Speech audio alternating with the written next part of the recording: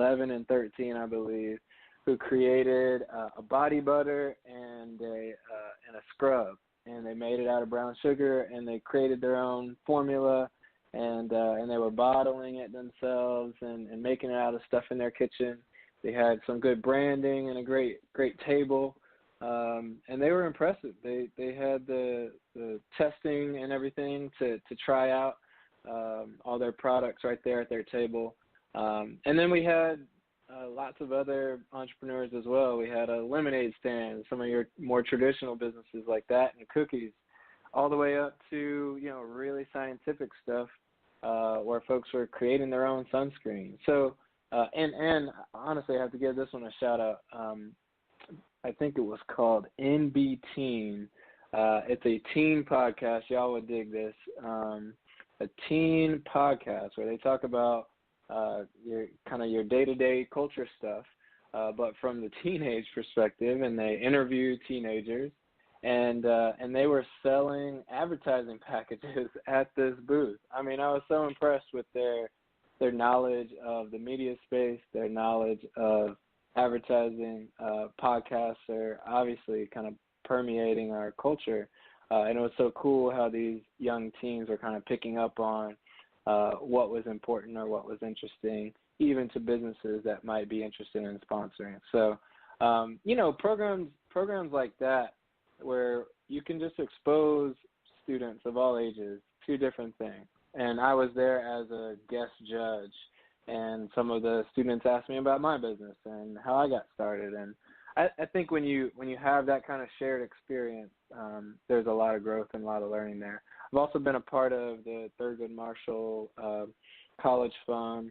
They ran a program here with the Black Wall Street team, I guess 2 years ago maybe, and we had an intern for about a week that was helping us pitch our company and get some financials in order before we met with investors. And that was a great experience. It was a young guy that was excited to get into business but hadn't had startup experience before. And so he was able to see kind of firsthand, day-to-day, what it's really like and how hands-on it is, how you have to wear so many different hats at any different point. And he walked away really energized and excited to be an entrepreneur in the future when he graduated. So, like I said, I've only seen a couple, but I think there's some good examples out there. Well, that's good to know that there's those kind of examples. And like I said, I have seen some. I would like to see some more. So I agree with you on that. And my apologies for trying to rush childhood onto you in terms of having children and things of that nature. So much of Christ Central does, including the lead pastors, that I probably just make automatic assumptions sometimes. And we all know that you should never do that. No, it's all good. It's all good. So that whole parenthood thing will come later. Dean can tell you all about it. He's actually a grandparent now. Oh, congrats. Thank you. Because how old is your grandkid, Dean? My granddaughter is 2.5. All right, granddaughter is 2.5. And he's actually had some business entrepreneurship stuff as well. His wife just recently launched a business. What's the name of that business? The Three Harlem Sisters? Harlem Sisters. She has Dr. Diamond events and exclusive gems for you. Oh, that's what's up.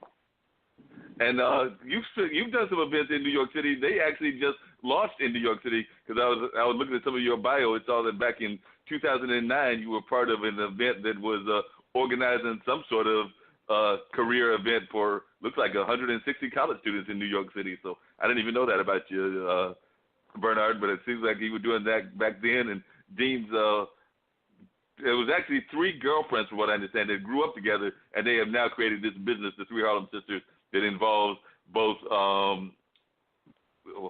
pastries, as well as regular chefs, as well as his wife, who is more of the event planner. Is that a fair assessment, Dean? Correct. That's correct.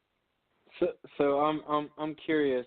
We help with LoanWell. We help a lot of small businesses. That's our big, that's our main sector. We are helping these small businesses get startup funds, get growth funds, get working capital funds, and often these small businesses don't have access to the affordable capital that they need to get off the ground and keep going.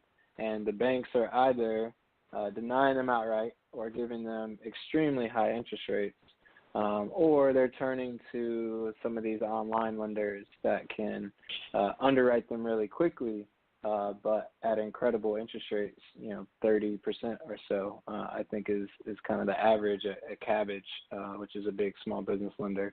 So we feel like we're fitting this need of access and affordability for small businesses who need maybe 10 to 20K.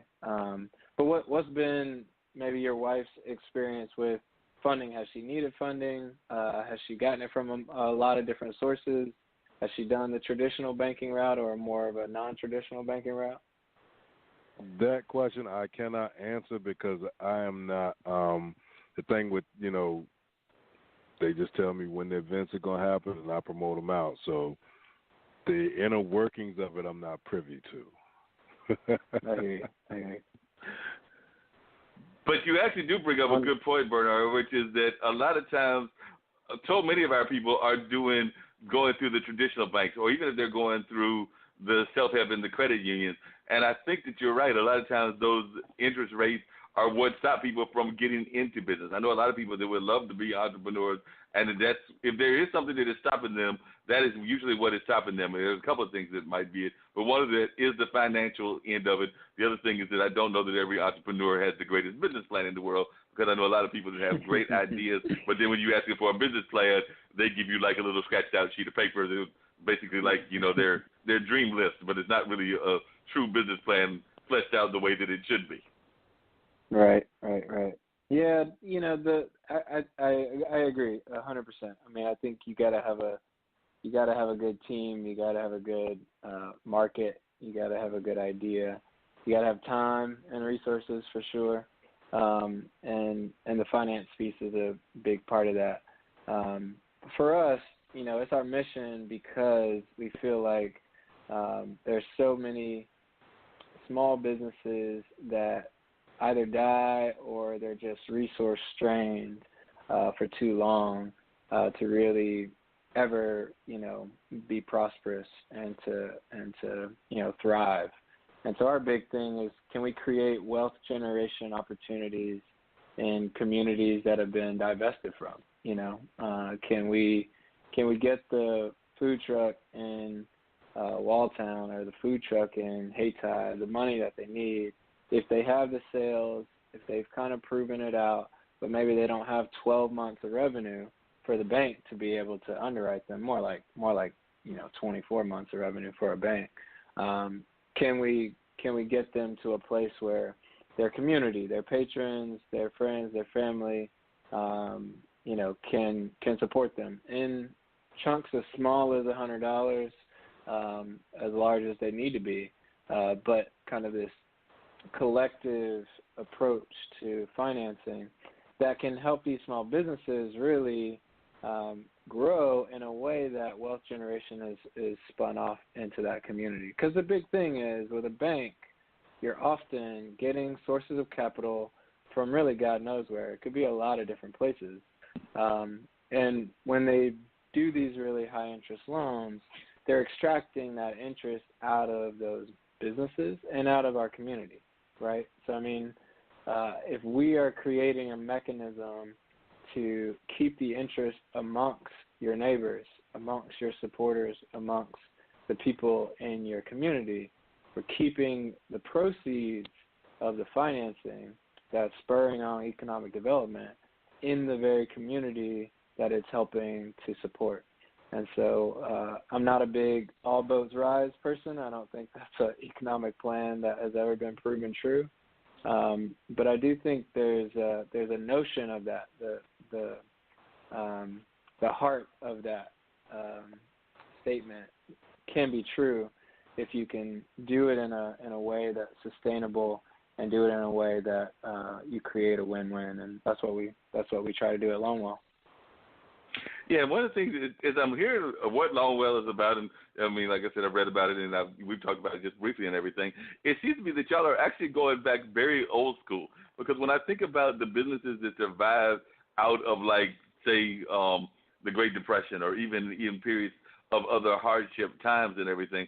A lot of times, or even things that I'm aware of, like the movie industry, a lot of the movies that were successful, it was exactly what you're talking about. It's people that went to their friends and neighbors. I believe Spike did that in one of his early movies. I'm pretty sure that Robert Townsend did that in one of his early movies and everything. So it seems to me that a lot of what you're talking about is stuff that folks would be doing on a regular basis and things of that nature. So am I correct in thinking that a lot of this, even though it's a new business in what you're doing, but a lot of the philosophy is very old school? I mean, we can even go into, not to get too philosophical, but we can even go into the Bible. A lot of the businesses within the Bible, and yes, there are businesses in the Bible, are also a lot of this kind of like family helping each other kind of businesses.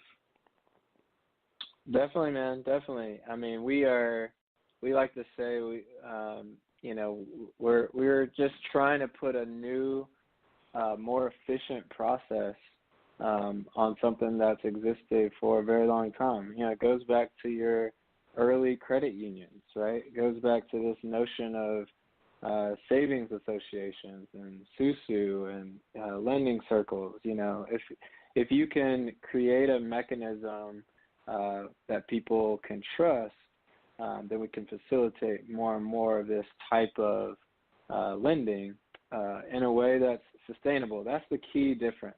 A lot of times with friends and family or supporters or whatever it might be, because those agreements, you know, are typically informal, you know, they're just not as sustainable and trustworthy as something that's more of a legal arrangement between a financial institution.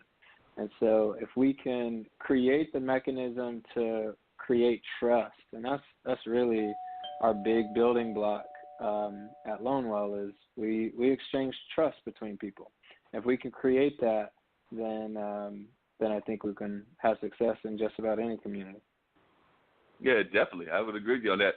Dean, I believe I heard the doorbell again, so I know we've got at least one or two more guests on. Don't go anywhere, though, because I want people to know, Benard, how they can reach out to you. And, of course, we still got to find out what your distant relationship is to James Worthy. But don't run away. Don't run away yet. All right. And we're also going to find out who else is on the line. So did I correctly hear a doorbell, Dean? You heard the doorbell twice. We have Miss Serena Wiley and Mr. Joe Hall standing by waiting to get into the show.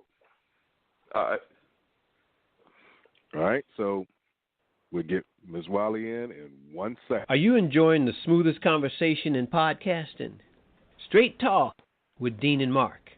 Hi, this is DJ Smooth Jazz, syndicated radio host and co-owner of Portfolio Group LLC, your smooth jazz lifestyle and entertainment group with offices in Durham, North Carolina. Portfolio Group LLC specializes in promoting the lifestyle of smooth jazz listeners with the promotion of smooth jazz events and the distribution of African American owned wines. For more information, portfoliogroupllc.com, or you can swing by my secondary site, djsmoothjazz.com. Now back to Straight Talk with Dean and Mark. And we are back. Miss Wiley, you are now on the line. Welcome to Straight Talk with Dean and Mark. Thanks so much. One of the things, how you doing, Serena? I'm glad that you were able to call. One of the things that I can tell you about Serena is that Serena is also, one of the things about Durham, North Carolina, is we have a great cultural community as well. And a lot of times those cultural people also have to be business people, because they, whether it's teaching, whether it's getting their own gigs, whether it's whatever, they also have to be business folks as well. So Serena is one of our very talented musicians here in the area, and that's where I first met her at, was when she was playing, I believe the first time I met her, you were at North Carolina Central University, but you've then since gone on to performing with a variety of people, including Al Strong and a number of others, and you are also an educator. So that's kind of your background, Serena, but how did you get involved in jazz music, and do you also think of, when you're out there, do you have to sometimes deal with the business aspect of being a performer? Because we were talking to Benard earlier about LoanWell, which is a business opportunity to find financing opportunities that he has created, not just for college kids that are, or college folks, I shouldn't say kids, but college folks that are under debt. And I'm sure that with your various degrees, you might be under some debt as well. I just said I graduated almost 84, and we're almost at 2020. So that was a number of years back. And I'm still in debt, so I know all about that debt thing. So